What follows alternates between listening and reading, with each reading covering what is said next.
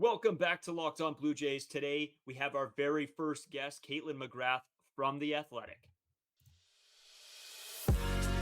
You are Locked On Blue Jays, your daily Toronto Blue Jays podcast. Part of the Locked On Podcast Network, your team every day. Welcome back to Locked On Blue Jays. Thank you for making Locked On Blue Jays your first listen every day. We are free and available wherever you get your podcasts and on YouTube. Part of the Locked On Podcast Network, your team every day. Today's episode is brought to you by FanDuel. Make every moment more. New customers, join today and you'll get $150 in bonus bets if your first bet of $5 or more wins. Visit FanDuel.com/lockedon to get started. Before we hop into the interview, I want to let you guys know to make sure you tune in to the Locked On new 24/7 streaming channel. They cover a bunch of sports, NFL, NBA, MLB, NHL, anything you could imagine. We have it. 24/7 streaming channel, Locked On. Also, make sure you guys follow us on X, Carter First 2, Braden 5, Ewasco. And please subscribe. We're getting real close to that 1,000. We can taste it at this point. So we'd love it if you guys could drop something there. But I think let's get right into the Kaitlyn McGrath interview.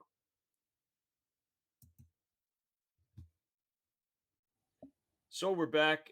Monday episode. We sort of are saving this episode. We're recording on Friday as the Yair Rodriguez contract comes out. Kaitlyn McGrath, nice enough to join us. Thanks a bunch. Of course. Yeah. Thank you for having me, you guys. So we sort of just wanted to have you on. We're big fans of The Athletic. Murat Atesh gave us your contact. I'm pretty close with him through the Jets. And sort of our first question is just like, when did you get into The Athletic? How did that work? How did that sort of come to be? Oh, yeah. Well, I was pretty early on at The Athletic. The full story of The Athletic is it obviously started in Chicago as kind of a new sports startup. I think that was 2015. And then Toronto was the second city that they were launching. And that was 2016, I believe. And that's kind of how I started. They were at the time looking to just bring on a bunch of different sports writers. And I had some contacts, I guess, from a previous place I worked at the National Post. I worked with Erik, who's our basketball writer, our Raptors writer, basketball writer. And so him and I were good friends, and The Athletic was pursuing him. And he had mentioned my name to the Athletic founders at the time that I was available. I didn't start out as a Blue Jays writer. I started out as an editor, basically editor / like social media person / whatever they needed me to do. That was what I had been doing at the National Post. This was pretty early on in my career. So that's how I joined The Athletic, was way back in, I guess, 2016, if I'm remembering that right. It's been a long time. And my first season, so I worked at The Athletic for a couple of years doing that job, kind of behind the scenes. And then my first season on the Blue Jays beat was 2018. And I've been doing it pretty much full time since then. So I guess this will be my 7th season coming up. Oh, that's awesome. As a baseball fan, have you always been a baseball fan just growing up, or what got you into baseball? Well, I grew up in Toronto. I grew up in a pretty sports heavy household. My mom and dad, especially my dad, was a sports fan, had been a Blue Jays fan as long as they were in the city, and definitely like a Leafs fan as well. Just, generally into sports growing up, played a lot of different sports, was not very good really. Was, like average enough at enough sports that I was active, but certainly not excelling at any different sport. So I didn't like play baseball seriously or anything like that, but I just love sports. And pretty early on, I didn't necessarily know I wanted to be a journalist, but looking back, I did have sort of hobbies that kind of went with journalism, I guess. Like I used to collect like newspaper clippings during like the Olympics and things like that. And I really loved, watching like Sports Center in the morning and Sports Center at night and like all the different broadcasts and stuff like that. So when I got to university, I kind of realized like I wanted to pursue journalism, sports journalism, and then I started writing for my campus newspaper. I went to Western, and so I started working there, and that's when I realized I really liked writing and wanted to pursue it, and I've been doing it ever since. Basically, I wasn't like, oh, I want to be a baseball writer necessarily. I generally knew. Well, I shouldn't even say I generally knew I wanted to go in sports, like because I did start out in news when I first got into journalism. My first couple internships were all news, and I liked news too. And there was definitely more opportunity in news. But I also knew I really liked sports writing as well. And so when a sports writing job came up, well, not really sports writing, but working at a sports department at the newspaper came up, I went for it and I got it, and that's how I kind of started working in sports media specifically. But yeah, like I just after a couple years of being an editor, I really knew I wanted to be a writer, and it just so happened that the Blue Jays opportunity was the first one that came up. And I knew baseball well enough to pursue it and to do it. And now working in it for as long as I have, I certainly know the sport a lot better. And understand the rhythms of the sport a lot better. When I first started, I was like, oh my God, I have to do this every day. But now now I kind of am used to it. And I'm just like, oh yeah, like 10-day homestand, whatever, that's fine. I'll do it. Yeah, for sure. And I mean, we just talked about the Yair Rodriguez official, I guess, signing 5-year contract, $32 million. What are you sort of expecting to see from him this year? I don't know. I think a lot of people don't know, right? Like he's had an interesting career, obviously pitched in Cuba and then pitched in Japan, pitched really well in Japan, mostly as a reliever. And then I think he basically took last year off in pursuit of getting ready to make the jump to the major leagues. And so, I think the Blue Jays have generally done a good job at sometimes uncovering some of those pitchers. They've had success signing kind of relief guys that are capable of a bounce back, just like finding hidden gems. I feel like they've had some success with that with pitching. It probably isn't going to be, I'd be surprised if he comes in and makes an immediate impact. I don't even think the Blue Jays are necessarily relying on that. I think that he fits nicely as um, maybe a next man up guy in terms of the rotation. Maybe you want to start him out in AAA regardless because you want him to get accustomed to playing in North America and the types of hitters that he'll face here. And then if an opportunity comes up in the rotation, whether it's a spot start, whether there's an injury and he's pitching well in AAA, maybe he slides into the rotation then and gets his opportunity. Maybe if he's pitching really well in AAA and there's an opportunity in the bullpen, they want to try him there. Obviously, he's capable of doing both. He had a lot of success as a reliever in Japan. Obviously, different game a little bit in Japan, but still, like those numbers, they look really good. So I don't know necessarily his exact role. I guess we'll get to see him in spring and kind of see what he brings. But it's a pretty long deal, right? 5 years. Obviously, the fifth year would be an option. And so the Blue Jays have a lot of time to develop him and see what he can do. And it certainly could be a deal where it's one of those deals where it's like, it's not, in the grand scheme of things, it's not a lot of money. And it could end up being like a really savvy deal for him. Oh yeah, like you said, with the Yariel Rodriguez, I mean, the way that MLB contracts are being paid nowadays, his contract is nothing. Like for the Mhm. Toronto Blue Jays books. Speaking of relievers that might need to make spot starts, Bouton Francis had sneaky success last year with a sub 170 ERA. How do you see his role being with the Blue Jays, and do you see him starting any games this year?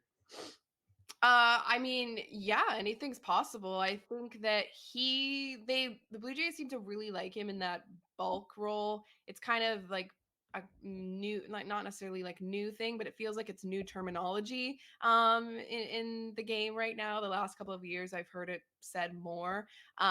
He really impressed a lot of people with the Blue Jays. Obviously, he had a bit of a, rocky road to last year's success. There was a time where he was on the 40 man. I think he got DFA'd and then he was back on the 40 man. And so he definitely figured some stuff out last year. He looked really good. I think that there's a chance. I think he'll get an opportunity to start this spring. Why not, right? You're going to have somewhat of a competition for that fifth starter job. Obviously, we know that Alek Manoah is probably going to have the leg up on that competition based on who he is, his track record, his compete level, all that kind of stuff. You're going to give him the opportunity to earn that job. Barring some sort of disaster in spring, I would probably bank pretty heavily on him just getting that fifth starter job. They're not going to hand it to him, but again, like, you probably want to see what he can do, and you want to reward the hard work that he's put in this offseason. I think that probably someone like Mitch White is going to be competing for that long man bulk role as well. And it's one of those things where in theory there's a competition, but then you always think about, well, who has options. I think Mitch White is out of options and Bouton Francis still has options, and so you sort of do the calculation on that and you think, well, probably Mitch White's going to get the first opportunity. You want to reward him for some of his success too. I mean, he had a really rough first half last year. He was injured in spring, didn't really look right early on, was pretty disastrous when he was pitching for the Blue Jays. Then he was I guess he was DFA'd, still stayed with the team, went down to Buffalo and had really, really good results in his last handful of starts down in Buffalo. And so you want to kind of reward him for that too. So he's going to have an opportunity but yeah, like, I think anything's possible with Bouton Francis. Now, if he's making 20 starts for the Blue Jays, I'll sound pretty surprised about that. I don't know if I would put that on the bingo card, but again, like, who knows what's going to happen. But I do think that as long as he's pitching well, he should get the opportunity. I think the Blue Jays are pretty good at like rewarding guys that have kind of earned it. And you look at his numbers last year, he's certainly earned that opportunity. And so I think he'll be one of the first call-ups if there's a start available or work available for him. And honestly, if he pitches as well as he did last year, they'll keep him around. For sure. And I guess talking about the pitching staff, they were so good, so electric last year. I mean, they pretty much carried this team on their backs. Mm-hmm. Do you see regression there this year? Do you think they can somehow keep pace? It's so hard to know. I mean, I think the one thing that and probably a lot of people are wondering, it's not so much regression in terms of um, abilities. I think that the group of starters they have, it's all pretty proven track record of, being above average starters, being able to haul innings when they're healthy. And I think that's the big thing, when they're healthy. The Blue Jays got basically perfect run of health last year for their starters. I don't really think anybody missed any major time. I think there was like maybe a skip start here and there for Gausman, like at some point last year, if I'm remembering that correctly. But again, none of their starters went on the IL. You had, a time when Alek Manoah was not in the rotation. Obviously, Alek Manoah was not having the season you wanted him have last year. So he was sort of the big thing that went wrong, I guess, with the starting pitching. But otherwise, they basically had perfect health. They had as good a performance as they wanted from all of those guys. And so I think, like, for me, I don't necessarily think of like regression, like, oh, is, Berrios going to have another tough year or whatnot. I just think, like, are they going to be as healthy? Like, it seems unreasonable to think they're going to go through another whole season with none of their starters landing on the injured list. And honestly, even going back, like, it's been a while since they've had, I guess Hyun-Jin Ryu was the last big major pitching injury. But other than that, like, I feel like they've been pretty lucky the last number of years in terms of health. They've not really had one of those like early on season ending injuries and stuff like that. I guess knock on wood this year. But I think that's the big question that I'm coming into camp with, is not necessarily are we going to see regression in terms of performance, but like, can we reasonably expect the Blue Jays to be as healthy as they were last year? And what if they're not? Like, who are those guys that can step in? And obviously we've talked about Rodriguez and Bouton Francis and Mitch White. Those are the guys you're looking at. And obviously Ricky Tiedemann, you have to consider him too. He went through a lot of injuries last year, but kind of ended the season strong, went to Arizona Fall League, was really good in the Arizona Fall League. Looks like he's kind of really on the cusp of the majors. So he's another guy where it's like, I think back to a couple years ago when it was like Alek Manoah was the guy that came up and just ran with it. And so I think, like, what if we see that with Ricky Tiedemann this year, right? He could get an opportunity and he could run with it. Absolutely. Ricky T is one of those left-handers that if he comes up and can make a difference, it's obviously tough to find good left-handed pitching in a league where everyone's throwing right-handed, which one of our left-handed pitchers is Yusei Kikuchi. Hmm. And with him, he had a great season last year, a huge bounce back. I think at one point he led the league in ERA, I think in the second half. Do you see him keeping his outstanding pace going, or do you kind of see some regression and some fumbles next season? I mean, the stuff is all there for him, right? I mean, that was always the thing with Yusei Kikuchi is that maybe a bit of the frustration the first year he was with the Blue Jays was just about how high of a ceiling he had or how much good stuff he had, or you would see the flashes of the potential in some of his starts and then it would unravel. And it did feel like in that first year with the Blue Jays, there was a lot of mental hurdles that he had to overcome. And last year, it was almost, I wouldn't say it was night and day because I think Kikuchi was, comfortable with the Blue Jays in his first year.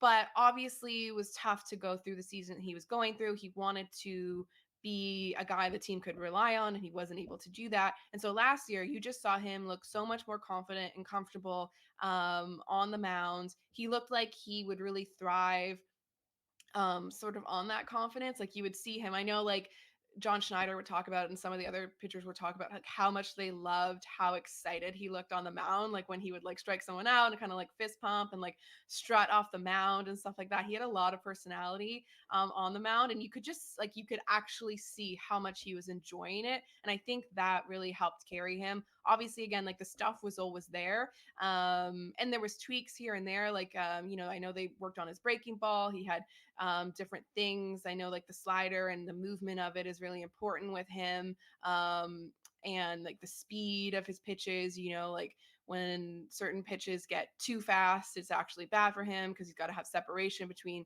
the fastball. And so obviously it's mechanics and it's things that he's working on, pitch selection, all that stuff. That played a big role in it. But also, I just think that his confidence was huge. And I see no reason why he doesn't come into this season carrying that confidence with him. Yeah, I mean we're well known for being the biggest Kikuchi fans. Um, but with the Yariel Rodriguez signing, there was also another signing in Justin Turner. Mhm. What do you see that, or what do you think we can see from him this season? Yeah, I mean, I think that Justin Turner will be a really good influence on this team. They've had great leaders before, Brandon Belt last year, Matt Chapman. I mean, who knows where he's going, but he's a guy that a lot of people look towards in that clubhouse. But Justin Turner is someone that has had a ton of success with the Dodgers. He made the playoffs every single year he's with the Dodgers, obviously won a World Series.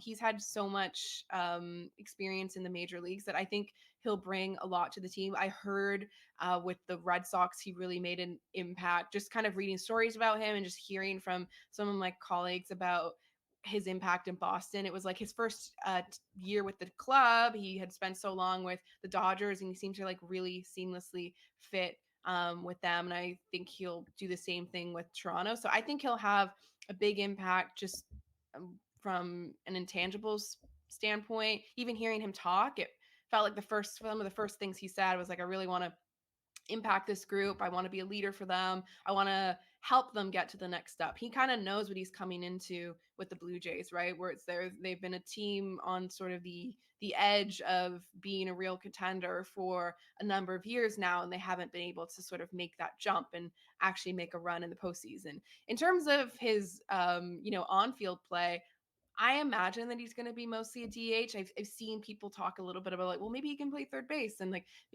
I'm sure he can do a little bit of third base. I'm sure he is open to playing third base. I'm sure he's open to playing first base, second base, even. Probably won't get much time at second base. The Blue Jays have a lot of second basemen, but I think that certainly he can play the field, but I kind of see him being a DH. I see him taking over essentially the Brandon Belt role, hitting somewhere in the top half of the lineup, being a guy that can get on base, being a guy that sees a lot of pitches, has good plate discipline. Again, I think he'll be a pretty good asset for the lineup. Obviously, his age is a bit of a question mark, but his numbers still looked really good last year. Not quite as good as they'd been at his peak prime with the Dodgers, but still above average, still totally respectable numbers. He's a guy that does a lot of things that the Blue Jays need, that they're always looking for. Again, like that patience, seeing a lot of pitches. They have a lot of aggressive hitters on their team, and so someone that takes his walks and doesn't strike out a lot, I think, and makes good contact, is someone that they always need. And so I think he's a good signing early on. I really liked him as someone who would fit with the Blue Jays. I think JD Martinez was probably like the guy that I was like, this would be a great signing for them just because you get the power there. But I think Justin Turner will be really great as well, and I think can really help the club. Get buckets with your first bet on FanDuel, America's #1 sportsbook. Because right now, new customers get $150 in bonus bets with any winning $5 bet. That's $150 if your bet wins. You can bet on all your favorite NBA players and teams with quick bets, live same-game parlays, exclusive props, and more. For me, I know I'll be placing a couple on the Toronto Raptors. I'll also be putting down some money on the NHL season coming up with playoffs sort of slowly approaching. My Canucks are doing well, so I'll probably be placing a bunch there. I just lost a ton of money on the Super Bowl. Not good. But hopefully we'll be able to bounce back with some NHL bets. I will definitely be hitting FanDuel hard to make sure I can earn that money back. Just visit fanduel.com/lockedon and shoot your shot. FanDuel, official sportsbook partner of the NBA. Oh, speaking of that third base role, obviously Justin Turner might get some playing time, but 39 years old, it's going to be tough for him to make all those starts at third base. So we also have IKF, Espinal. There's a few guys that are fighting for this third base position. There's Schneider might be in there. Who do you see starting third base opening day? Probably IKF. Like, he seems to be the best third base option. I mean, you saw Cavan Biggio play there a little bit last year, and actually played really well. I think that was one of the most surprising parts of his season, a really great season for him. But some of the defensive plays he was making at third base was incredible. But I think, as a guy that can fill in there, I think you don't want to overexpose him at third base. So I think he's best used sort of sparingly at third base. And just looking at the roster, like, yeah, Espinal's, well, I mean, last year he had a bit of a step back defensively, but in theory, he's one of their better defenders. But I think IKF probably is the guy, just because I think he has mentioned the third base is his best position.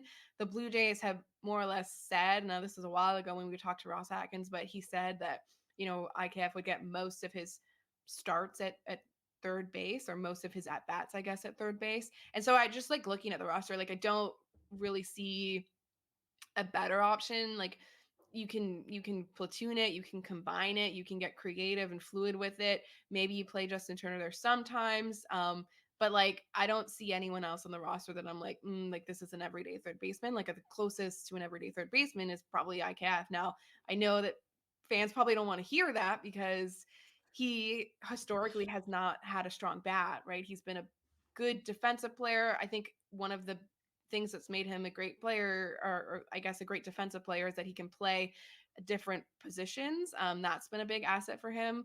So that's what's made his career, I guess. But in terms of offense, he's not obviously been the strongest offensive player. So I think that's where some of the unrest in the fan base comes from, is you went from Matt Chapman. Now, admittedly, Matt Chapman didn't have the greatest offensive year last year too. He looked like a complete unbeatable all-star in April, and then sort of wavered different months.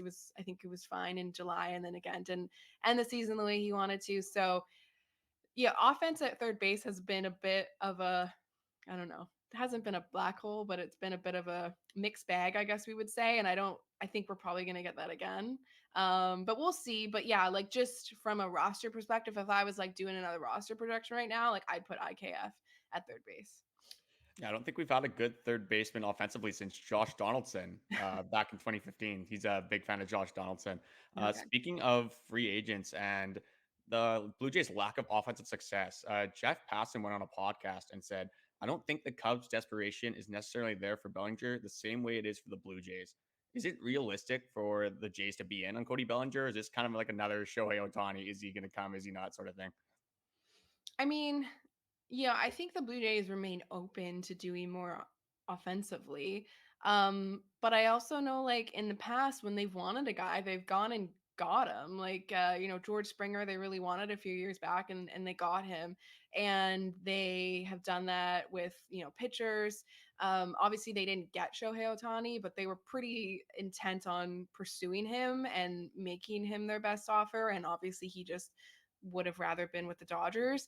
And so, I do question, like, well, like, why haven't they signed him yet if they really wanted him? Now, probably there's a few reasons. I do think that Cody Bellinger comes with some question marks. I think that obviously he's had pretty huge ups and downs in his career.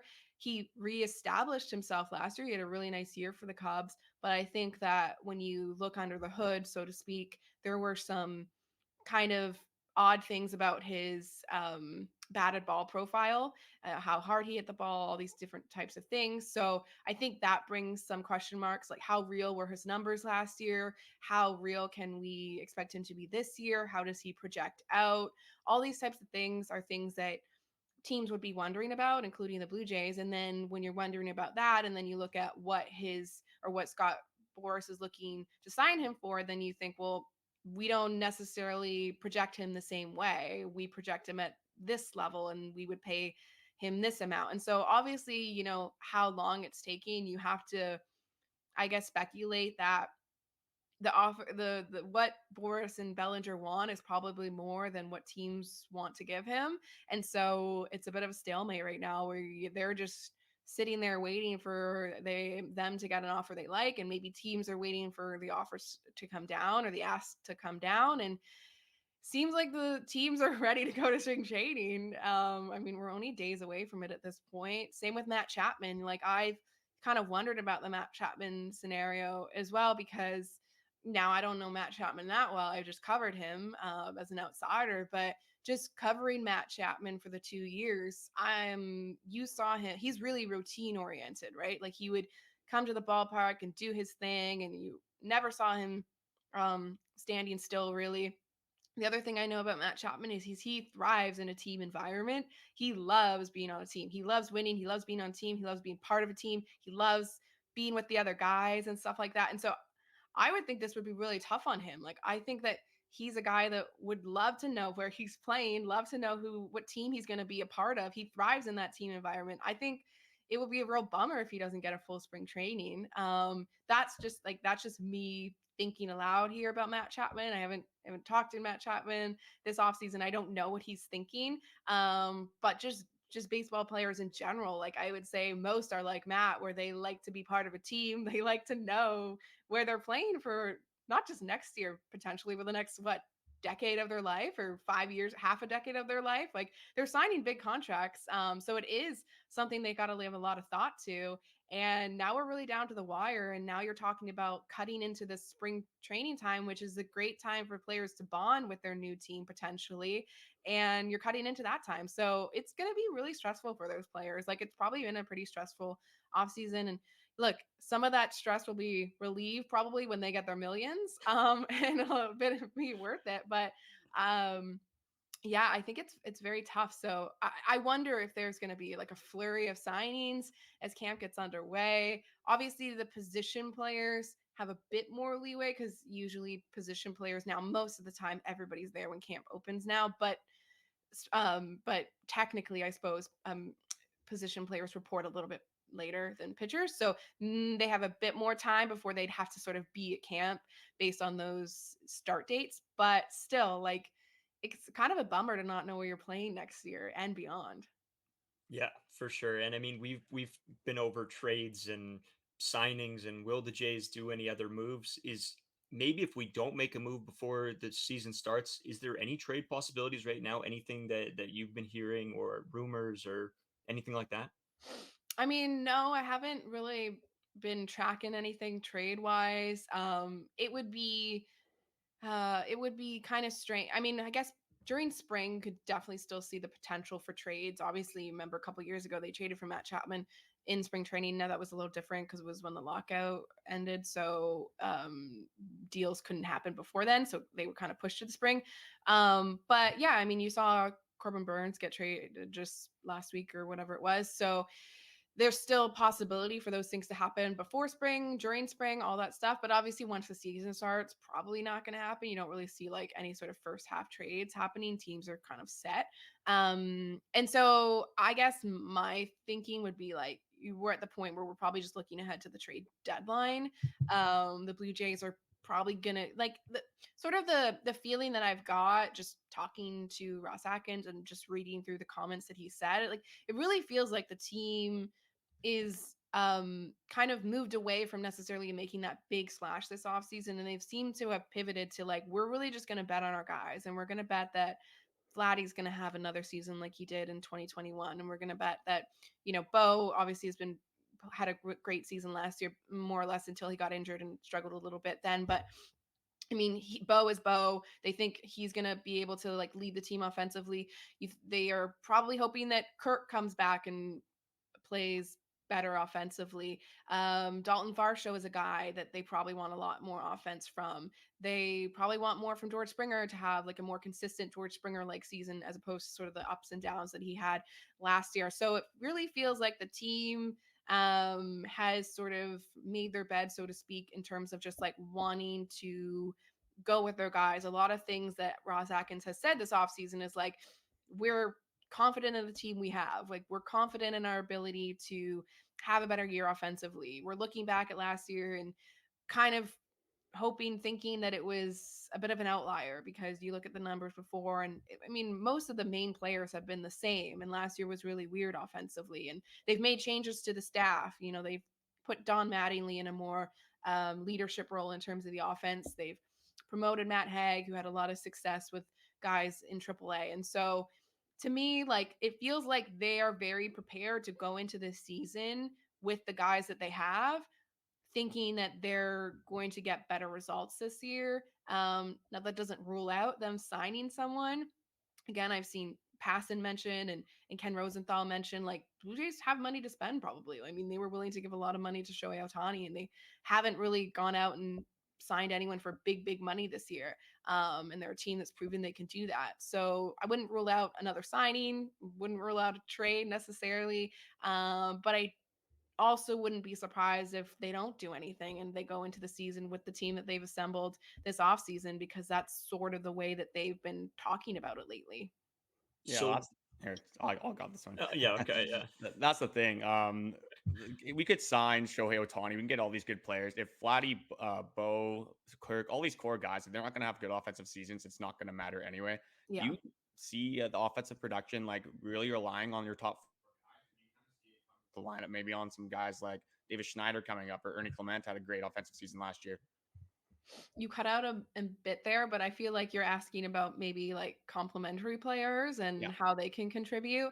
Yeah, I mean, David Schneider is a person that I think is going to have a lot of eyes on him in spring training, because, well, he's just fun, and a lot of people like him. He's very likable. So I think a lot of people will be rooting for him, but it's going to be really interesting to see. I mean, he shouldn't come in with any sort of pressure, because, I don't think he's going to be relied on to carry this team in any way. But he had such a spectacular start to his career, and then, dropped off quite significantly. Ended the season pretty well, but I think that he has a real opportunity in front of him where he can be a guy that can be impactful for the Blue Jays. Obviously, he's a guy that hits for power, and he's somebody that can play well defensively. And you saw him really fit a need for the Blue Jays last year when he came up, and again, like, injected some of that power. He's got the plate discipline. He really knows what he's doing up there. Doesn't seem fazed by the major league environment. And so,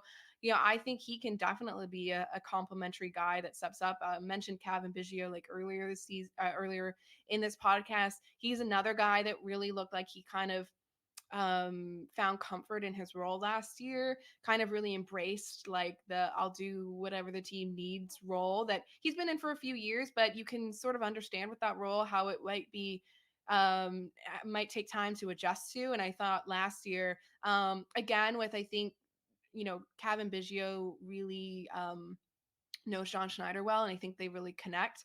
And I think with John Schneider's kind of encouragement and constantly telling Biggio, even when he was struggling, like, you're my guy, like, we're not going to give up on you. And you really saw him kind of embrace that role and find his niche last year.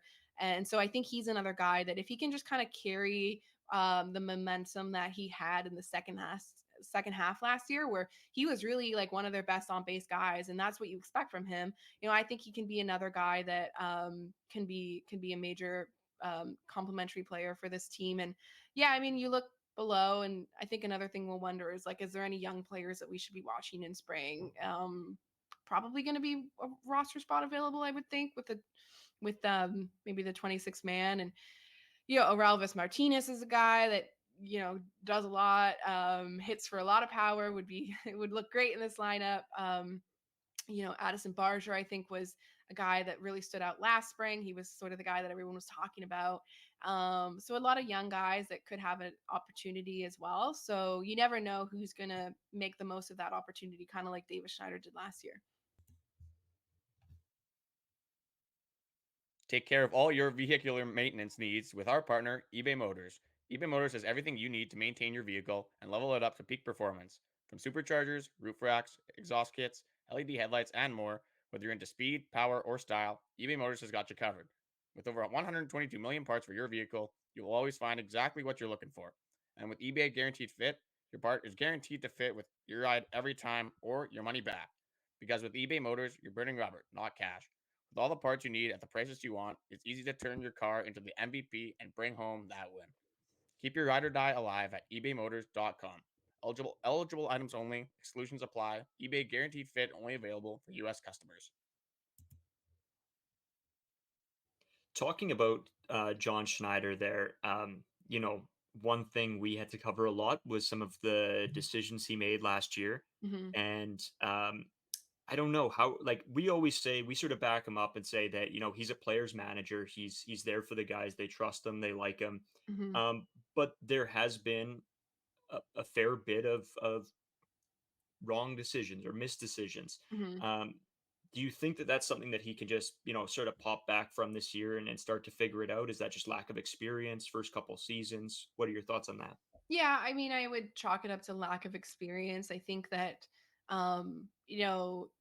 it's probably hard to imagine without experiencing it ourselves, like the actual jump from the minor leagues to the major leagues and what it is like to be managing and be in that spot with, big stakes and all eyes on you and stuff like that. And so, I've heard from Blue Jays people that they have a lot of belief in John Schneider. They believe that he is going to one day be a great, great, great, great major league manager. And they believe he's a great one right now, but obviously he's still young in that job and he's still learning things and he has to continue to grow in that role. And I think that they were aware that there were going to be growing pains.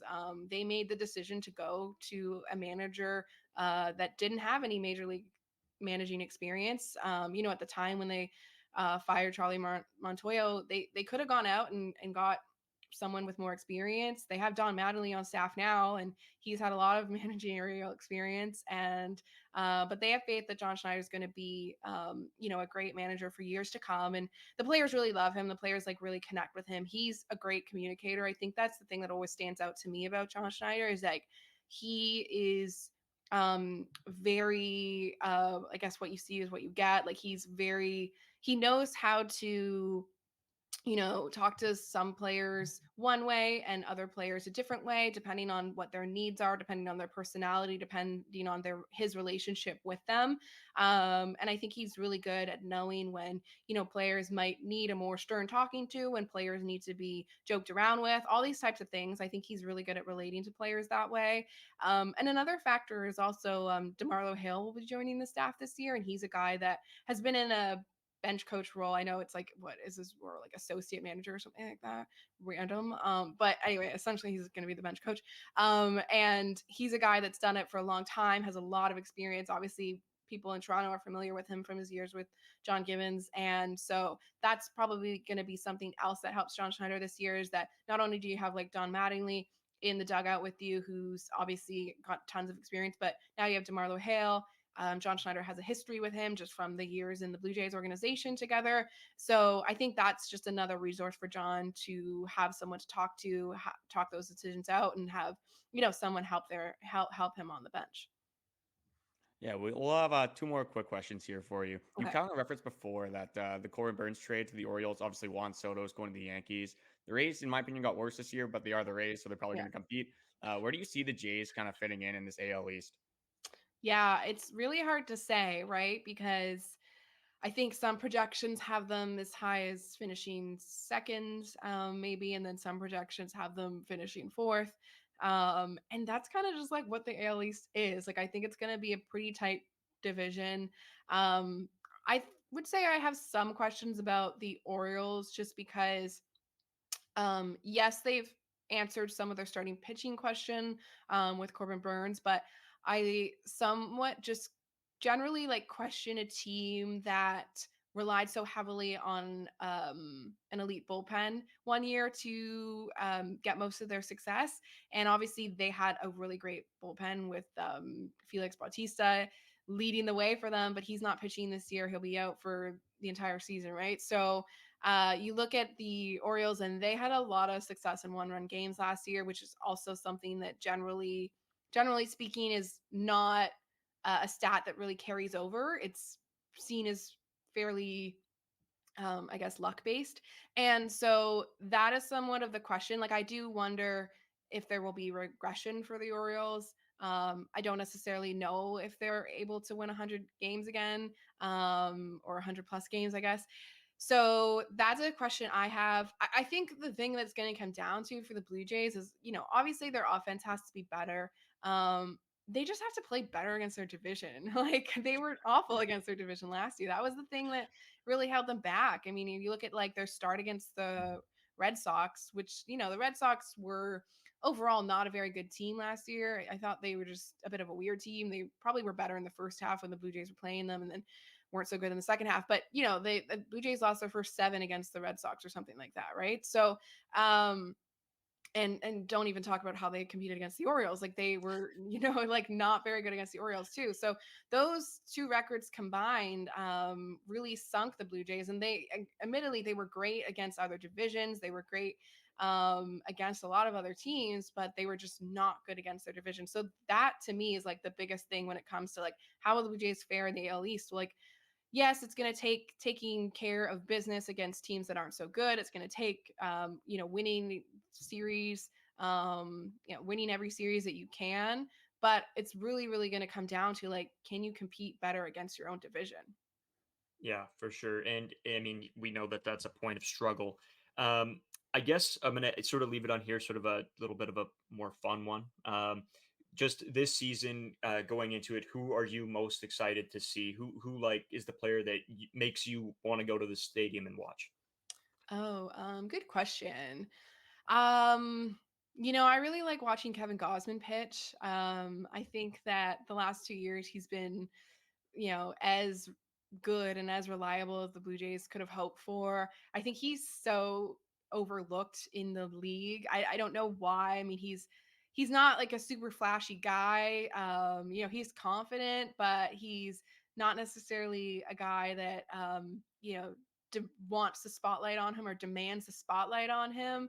But he's just so rock solid, so good. It's so fun watching him pitch, especially when his sliders or his splitters really moving. And I just have really enjoyed covering him. And maybe this is a season where he finally like gets more Cy Young votes, or finally gets noticed as one of the best pitchers. I feel like he's always in that top 5, but somewhat overlooked. And so he's a guy that I really enjoy covering. And I'll look forward to that again this year. And then, I'm excited to see how Manoah responds this year. He's another guy that is such a treat to watch when he's pitching well. He brings so much energy to the team. He's got a great personality, and he is, again, just a treat to watch when he's on the mound. definitely confident out there, and I think that I'm really excited to see how he pitches this year as well. We're definitely lucky to have Kevin Gausman for 3 more years on this pitching staff, and just in general, how good our bullpen and pitching staff was last year. I want to say thank you for your time. We really Sure. appreciate it. And where can the fans find you?